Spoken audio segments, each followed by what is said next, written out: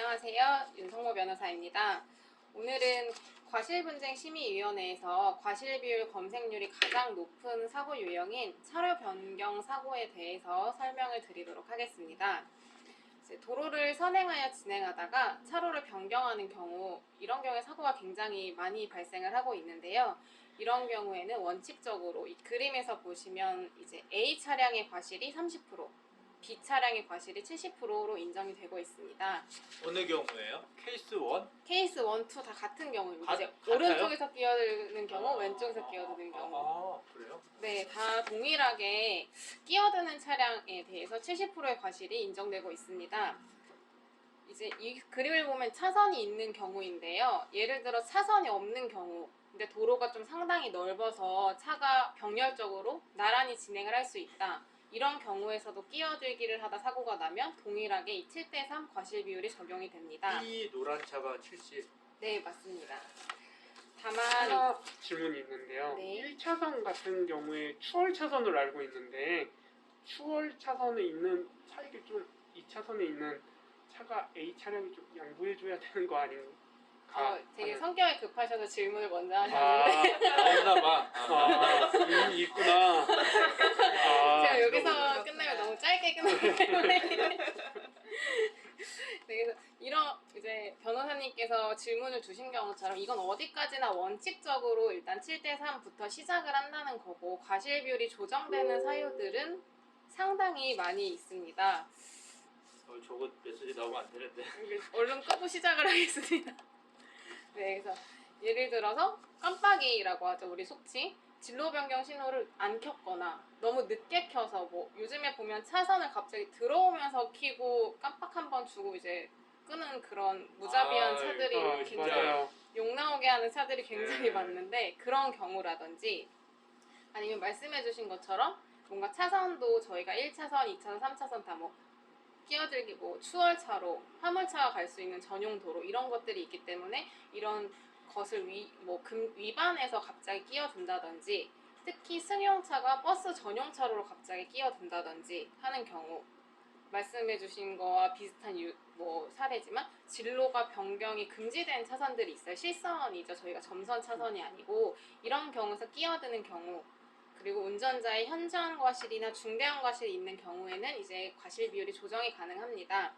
운전자의 현저한 과실이나 중대한 과실에 대해서도 좀 약간 정해진 기준이 있습니다. 이게 그냥 현저한 과실, 중대한 과실을 일반인이 판단하기는 조금 어려운 측면이 있어서 이제 과실분쟁심의위원회에서 약간 정해놓은 기준들이 있습니다. 그래서 현저한 과실 같은 경우는 뭐 한눈을 팔다가 갑자기 뭐 끼어들었다든지 음주운전의 경우, 근데 이 경우 이제 현저한 과실은 0.03% 미만인 경우입니다. 이를 초과하게 되면 이게 또 중대한 과실로 넘어가서 좀 과실 비율이 훨씬 더 많이 잡힐 수도 있습니다. 그리고 또 이제 10km는 초과했지만 20km는 안 되게 좀 과속을 한 경우에는 현저한 과실로 들어갑니다. 여기서 뭐 보시듯이 다만 20km를 초과해서 너무 과속을 했다. 라고 한다면 또 중대한 과실로 들어가기 때문에 이게 좀 사실관계의 미묘한 차이에 따라서 과실 여부가 다르게 산정될 수 있다는 점을 주의하셔야 됩니다. 그리고 요즘에 보면 차량 썬팅들을 굉장히 진하게 하는 경우가 있는데 이렇게 차량이 좀 진하게 썬팅되어 있는 경우에도 또 이게 과실로 좀 산정이 될 수가 있습니다. 아, 그래요? 네, 암도가 상당히 높아서 이제 좀 밖이 잘 안 보이는 경우에도 좀 과실로도 이게 현저한 과실에 들어가는 사유가 되기 때문에 좀 주의를 하셔야 될 것 같습니다. 맞아, 그런 차들이 있어요. 지도 안 보이나 봐. 사이드 미러가 안 보여서 자꾸 창 내리고 막 그러는. 네, 맞습니다. 그런 경우가 굉장히 많아서 이게 차량 상태에 따라서도 과실이 또 잡힐 수 있다는 거. 그리고 또 너무나 잘 아는 핸드폰 사용의 경우에도 현저한 과실입니다. 그런데 진짜 많이 하는데. 주의하셔야 됩니다. 네, 그래서 무면허 운전이나 뭐 마약 등을 하고 운전을 하는 경우에는 이게 중대한 과실로 또 넘어가서 좀 과실이 심하게 많이 좀 산정될 수 있다는 점을 주의를 하셔야 됩니다. 그래서 그때는 형사처벌도 가능하지 않나요? 네, 맞습니다. 형사처벌도 가능하고 이제 과실에서도 상당히 좀 많이 잡히고 이게 7대3이라는 원칙은 어디까지나 정말 원칙적인 거고 사실은 실제 사고 유형에 따라서 달라지는 경우가 다반사이기 때문에 뭐 사고가 나면 블랙박스를 확보를 먼저 한다든지 좀 사고 현장 사진을 바로 좀 촬영을 해놓는다든지 뭐 상대방 차량 유리 상태가 어떤지는 바로 촬영을 해놓지 않으면 알 수가 없기 때문에 미리 좀 현장을 확보해 놓는 것도 상당히 중요한 요소라고 생각이 됩니다. 다만 이건 끼어들기임에도 불구하고 이 원칙이 7대3부터 시작하지 않고 일반 과실로 인정이 되는 경우도 있습니다. 예를 이제 두 가지 경우를 이제 주요하게 잡아놨는데요. 안전거리 확보를 하지 않고 갑작스럽게 깜빡이를 켜지 않고 갑자기 차로 변경을 하는 경우에는 차로 변경하는 차량에 대해서 일반 과실이 인정이 됩니다. 이제 이런 경우 상당히 주의를 하셔야겠는데 이게 7대3이 아니라 뭐 9대1 이렇게 가는 거예요? 네, 거의 9대1 뭐 일반 과실이라고 표현을 해놓은 걸 보면 9대1 내지 그 이상도 가능한 경우도 있을 수도 있다고. 나 옛날에 8대2 한번 맞은 적 있거든. 내가 8. 근데 사실 이게 갑작스럽다, 이게 끼어드는 걸 예상할 수 없었다라는 것 자체가 입증이 조금 많이 어려운 측면이 있어서 이제 그런 것들을 입증하기 위해서는 뭐 전에 말씀드린 것처럼 블랙박스라든지 이런 것을 좀 준비를 많이 해두시고 다투셔야 된다라는 것을 알아두셔야 될 것 같습니다. 그리고 뭐 한 가지는 똑같은 차선 변경인데 이 사진을 보면은 B 차량이 거의 다 A 차량 앞부분을 들이받는 사진이에요. 근데 만약에 B 차량이 A 차량의 뒷부분, 뒤쪽을 치면서 차선변경을 했다. 그러면 B 차량의 일반 과실이 인정된다는 점을 좀 일반. 주의를 하셔야 될 것 같습니다. 뭐 직진하는 차량의 뒤를 치면서 들어간 거기 때문에 그런 쪽까지 A 차량의 과실이 30%다? 이건 조금 어려운 부분이라 이 두 사안에 대해서는 7대3 비율이 적용되지 않는다는 점을 좀 알아두셔야 될 것 같습니다. 지금 설명드린 것은 굉장히 뭐 간단한 사안들이지만 실제로 뭐 사고 당시 상황이나 운전자들의 과실 그리고 도로교통법을 얼마나 위반했는지에 따라서 또 과실 비율이 얼마든지 조정이 될 수 있기 때문에 실제로 교통사고가 났고 과실 비율을 다퉈야겠다라고 생각이 되시는 분들은 좀 법률 전문가의 도움을 받아서 원하는 결과를 얻으시길 바랍니다. 질문 있습니다. 아, 네. 큰일 났다. 우리나라의 그 엄혹한 그 도로 운전 환경 하에서 이런 경우가 있습니다. 어떤 경우냐면 내 진짜 열받는 경우가 몇 번 있었거든. 이렇게 가는데 내가 깜빡이를 이렇게 켜고 이렇게 들어가려고 하면은 꼭 뒤에서 가속을 하는 거야. 웅 하고 치고 들어왔고 그럼 이게 빠져야 되잖아. 근데 이게 내가 막 이것도 아닌데 그게 되게 기분이 나쁜가 봐. 자기 차 앞으로 맞아. 심리는 뭔지 모르겠지만 그런 경우에 만약에 접촉 사고가 난다 하면 어떻게 되나요? 이 경우에 사실 다른 상황에 따라 달라질 수도 있겠지만 저희가 뭐 안전거리 어느 정도 주고 깜빡이를 켜고 들어가야 된다는 게 내가 들어갈 거다라는 사실을 A 차량에 알리는 거거든요. 이런 사실을 알렸음에도 불구하고 A가 무리하게 막 속도를 낸다든지 라는 사정이 있으면 분명히 A 차량 과실이 좀 30% 이상이 당연히 산정이 될 거다라고 생각이 듭니다. 하나 추가적으로 요청하고 싶은 유튜브가 있습니다. 블랙박스 그럼 우리 설정 어떻게 해야 되나요?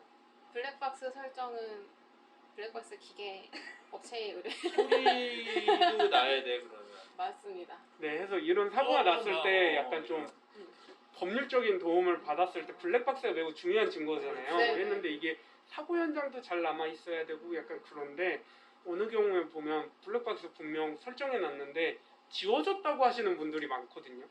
그런 걸 예방하기 위한 좀 블랙박스 사용법 있을까요, 변호사님? 바로 빼야 돼 바로. 네. 그게 뭐 48시간 보통 이제 용량에 따라 틀린데 계속 쓰고지고가 돼서 내가 알기로 한 48시간 정도 지나면 이제 덮어쓰기가 되거든. 그런 경우들 있어요. 덮어쓰기 돼서 없어지는. 전 4시간만 해도 제가 그래? 제가 그 벽에 기스를 냈거든요. 아. 아파트 나오다가 했는데 아파트를 손괴했네요. 사실 아파트가 손괴된 것보단 제 차가 더 많이 손괴가 됐지만 그게 안 잊혀져서 도대체 내가 어떻게 긁었나 근데 소리는 났으니까 이제 왠지 저장이 되었듯이 삐 소리가 나가지고 그 당시에 빼서는 안 봤거든요. 했는데 갈 데가 있어서 갔다 와가지고 다시 확인을 하니까 없는 거예요, 자료가. 근데 이게 그러니까 못 찾으실 수도 있는 게 이렇게 사고가 나거나 살짝 충격이 있으면 기본 파일방에 저장이 돼 있는 게 아니고 이벤트 방이라고 보통 따로 그치, 저장을 그치. 되는 경우가 많아서 근데 거기도 없었어요. 자이로 센서로 맞아요. 딱 네. 하는. 그래서 혹시 이렇게 말씀하신 경우 이제 변호사님은 결국엔 못 찾으셨다고 하셨지만 좀 들어가 봤을 때 기본 파일에는 없다 그러면 이벤트 방이 아마 따로 있을 확률이 아마 높아서 그거 상시 녹화가 아니고 그 이벤트 녹화로 설정이 돼 있는데 충격을 이게 이제 그 센서가 감지를 못해서 그럴 수도 있어. 네, 이런 설정 어떻게 해야 되는지 그 안에 잘 궁금합니다. 그리고 이제 그 유부남이 되니까 얘기하면은 유부남들은 보통 네. 안 됩니다. 녹음 설정을 기본적으로 끄고 가요. 그런 거 알려주시면 안 됩니다. 유부남들 기본 이제 녹음 설정이 꺼져 있고 이제 이걸 SD 카드 이게 SD 카드가 꾹꾹꾹꾹 하면 이렇게 되잖아. 그렇죠? 네. 삽입할 때 꾹꾹 그러면 살짝 빠져 있는 사람들 엄청 많다. 네, 맞아요. 네, 근데 사고가 나면 굉장히 불리할 수 있다는 점.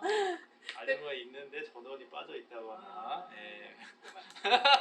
저는 그러지 않았습니다. 저는 그러지 않았습니다. 근데 이제 소리가 다 녹음이 되다 보니까 재판장에서 가끔 블랙박스를 틀면 약간 쓸데없는 이제 녹음 그렇죠. 소리끼리 다 나와서 좀 부끄러운 일이 많이 발생할 수도 있다는 점을. 이혼 소송할 때 보면 꼭 블랙박스가 이렇게 제출 많이 돼요. 맞아요. 불륜의 증거로 제출한다면서. 우리 저 윤 변호사님 하나 더 질문 있습니다. 네. 한문철 변호사님은 언제 제낄 수 있나요? 우리 블랙박스계의 어떤 존재시지 않습니까? 그걸로 방군 할아버지시죠? 굉장히 재밌게 잘하시는데.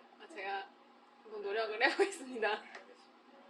조만간 한문철 변호사님을 제끼는 그런 윤 변호사님 되실 겁니다. 네, 제가 준비한 건 여기까지입니다. 감사합니다.